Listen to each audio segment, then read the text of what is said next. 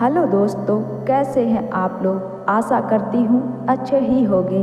आज मैं आप लोगों के लिए एक राजा की बहुत ही सुंदर कहानी लेकर आई हूँ। कहानी शुरू करने से पहले मेरे चैनल को सब्सक्राइब जरूर कर लेना, साथ ही बेल आइकन को प्रेस करके ऑल पे क्लिक कर देना, जो ऐसी ही खूबसूरत कहानी आपको सबसे पहले मिल जाए। और कहानी पसंद आए तो वीडियो को लाइक शेयर जरूर कर देना। चलो कहानी को शुरू करते हैं। एक बार की बात है कि एक राजा अपने बगीचे में टहल रहा था कि एक बारहसिंघा उस बगीचे की बाड़ तोड़कर बगीचे के अंदर आकर इधर उधर भागने लगा और बगीचे में लगे फूलों को तहस नहस करने लगा। यह देखकर राजा को गुस्सा आ गया और उसने अपने नौकरों को बुलाकर उसे पकड़ने के लिए कहा। वह खुद भी नंगी तलवार लेकर उसके पीछे भागने लगा। अचानक वह बगीचे से बाहर भाग गया। राजा भी उसके पीछे पीछे अपने घोड़े पर भागने लगा। राजा उसका पीछा करते करते अपने राज्य की सीमा तक पहुंच गया, पर वह उसको पकड़ नहीं सका। उसकी वहां से आगे जाने की इच्छा नहीं हुई। वह वहीं पर रुक गया। मौसम बहुत गर्म था और उसको प्यास भी लग आई थी। वह अपने घोड़े से नीचे उतर गया और उसने नहाने की सोची। वह जब वहाँ नहा रहा था तो किसी नीच आदमी ने उसका घोड़ा और कपड़े चुरा लिए। अब राजा के लिए तो यह बहुत ही खराब हालत हो गई थी। वह अब क्या करे? वह अब अपने महल को कैसे लौटे? वह महल को नंगा कैसे जाए? मैं ऐसा नहीं कर सकता। बहुत दिनों तक सारे लोग मेरी हंसी उड़ाते रहेंगे। सो उसने पड़ोसी देश में घूमने का विचार किया और वह राजा उस पड़ोसी देश में घूमता रहा कि घूमते घूमते उसको मोती की एक कीमती माला मिल गई। वह बोला, भगवान का लाख लाख धन्यवाद है कि यह माला मुझे मिल गई। इसको बेचकर मैं अब अपने लिए एक घोड़ा और कपड़े खरीद सकता हूँ। चलूँ चलकर इसको बाजार में बेचने की कोशिश करता हूँ। चलते चलते वह देश के राजा के शहर पहुँच गया। वहाँ वह एक सुनार के पास पहुँचा और उससे पूछा, क्या तुम मुझसे एक मोती की माला खरीदोगे? मेरे पास एक कीमती माला है बेचने के लिए। मैं एक नदी पार कर रहा था, मुझे यह वहाँ मिल गई थी। सुनार बोला, देखूं तो।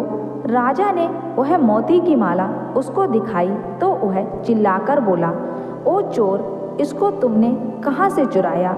मैंने ऐसी 2 मालाएं राजा के लिए बनाई थी, उनमें से एक का पता नहीं चला कि वह कहाँ गई। ओ चोर, तुम जरा राजा के पास तो चलो।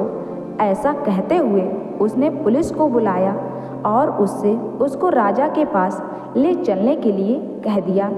तीनों राजा के पास पहुँचे। राजा ने सुनार की शिकायत सुनी और हुक्म दिया कि राजा के दोनों पैर काट दिए जाएं। उस राजा की रानी उतनी ही दयालु थी जितना कि राजा बेरहम और अन्यायी था। जब उसने यह सुना तो उसने उससे कहा, आप इतना बेरहम हुक्म कैसे दे सकते हैं, जबकि इस मामले की कोई गवाही नहीं है और ये सुनार लोग तो होते ही बदमाश हैं। आप तो जानते ही हैं कि पैसे के लिए ये लोग कितना झूठ बोलते हैं और कितना धोखा देते हैं। सच कहिए तो मैं इस आदमी के कहे पर उतना ही विश्वास करती जितना कि सुनार के कहने पर। राजा ने उसे डांट लगाई, जवान संभाल कर बात करो, तुम्हें क्या हक है राजकाज के मामलों में दखल देने का? रानी बोली, मैं चुप नहीं रहूँगी। कुछ दिनों से मैं आपको दरबार में भी खराब व्यवहार करते देख रही हूँ। आपके सलाहकार सब आपसे नाखुश हैं और आपकी जनता आपसे विद्रोह करने के लिए तैयार है।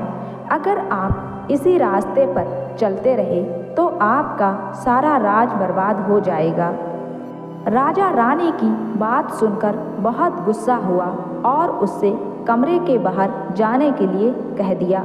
अगली सुबह उसने रानी को उस आदमी के साथ राज्य के बाहर जाने का हुक्म दे दिया जिसके पैर काटने का हुक्म दिया हो और जिसके पैर काट डाले गए हों। रानी ने उसकी इस बात पर कोई ध्यान नहीं दिया, उल्टे वह ऐसे राजा से पीछा छूट जाने से बहुत खुश थी। वह बिना पैरों वाले आदमी के पास गई और उसको राजा का हुक्म बताया।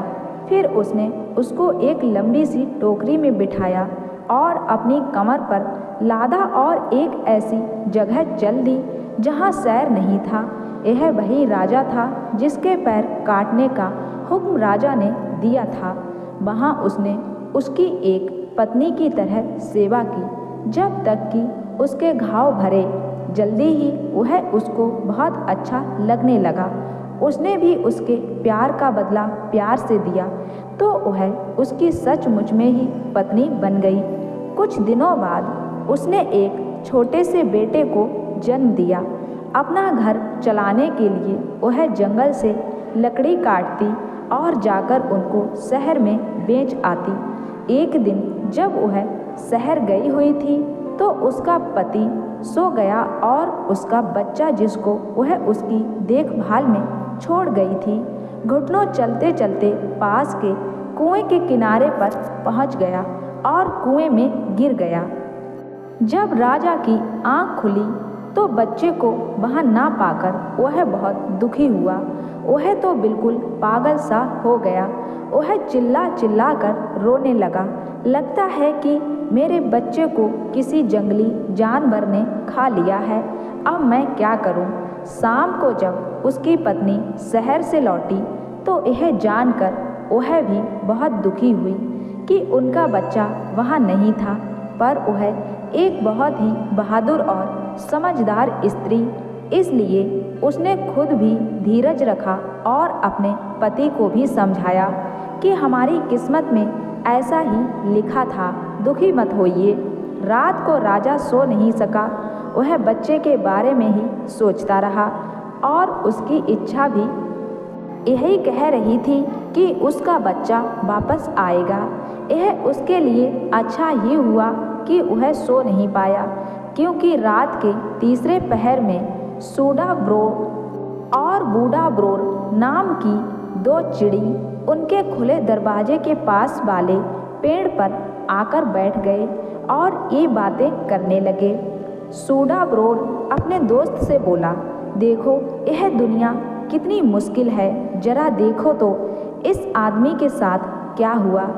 इसको अपना देश छोड़ना पड़ा और अब यह बेचारा दूसरे देश में भिखारी की तरह रह रहा है, जहां उसको बड़े अन्यायपूर्ण ढंग से सजा दी गई और अब यह अपने सुंदर से बेटे के दुख में भी परेशान है। इसका बेटा कल दोपहर ही इस कुएं में गिर गया था।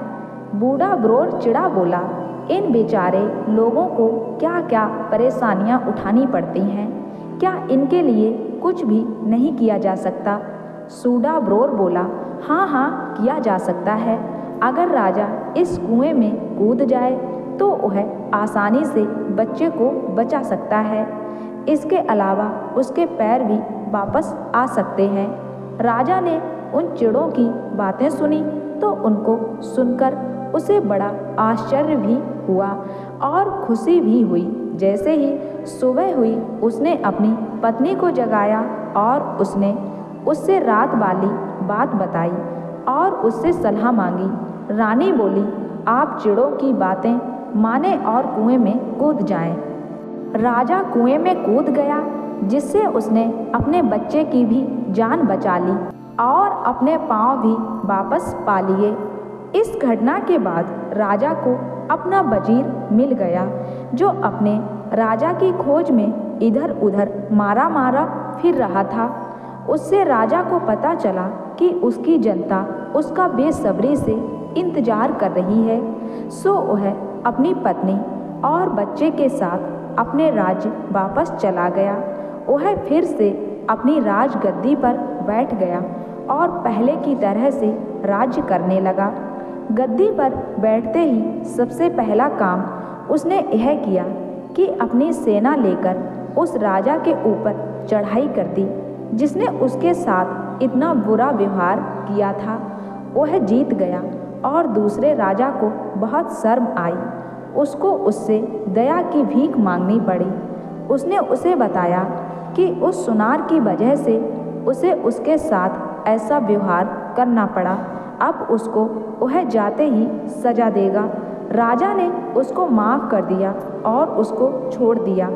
उसके बाद सारे राज्य में शांति और खुशी हो गई। राजा उस दूसरे राजा की पत्नी के साथ खुशी खुशी रहने लगा। उसके कई और बच्चे भी हुए। वह काफ़ी दिनों तक जिंदा रहा। जहाँ बूढ़ा होकर वह मरा तो लोग उसके लिए बहुत रोए। तो दोस्तों, इस कहानी से हम लोगों को यही सीख मिलती है कि किसी के बारे में पूरा जाने बिना समझे ही किसी को सजा देना बिल्कुल ही गलत काम होता है। ऐसा कोई भी काम कभी नहीं करना चाहिए जिससे आपको बाद में पछताना पड़े।